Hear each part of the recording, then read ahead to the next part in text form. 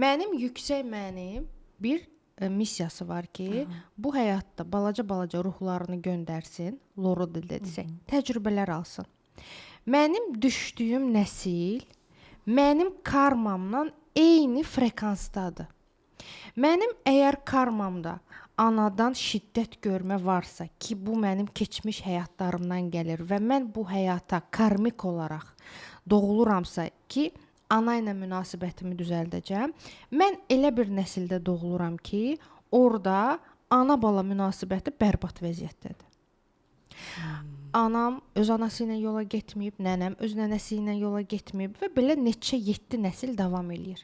Və sonra da mən məsəl üçün deyirəm ki, hə, mənim anamın anası da belə olub, nənəm də belə olub, ulu nənəm də belə olub. Ona görə mən beləyəm. Sən belə ona görə deyilsən. Sən ona görə beləsən ki, bu sənin birinci şəxsi karmandır, ikinci nəsil karmandır. Daha sonra mənim karmik vəziyyətlərim mənim şuuraltımda müəyyən bir kodlar yaratmağa başlayır. Əgər özümüzə baxsaq, özümüzü analiz eləsək, biz görəcəyik ki, mənim xüsusiyyətim, mənim görmədiyim ulu nənəmin xüsusiyyəti ilə birə-birdir. Hə. Düzdürmü? O da nə vaxtsa bu hərəkəti eləyib və yaxud onda da nə vaxtsa hər hansı bir vergi var idi. Sadəcə həyat onu elə gətirdi ki, o vergini düzgün istifadə edə bilmədi.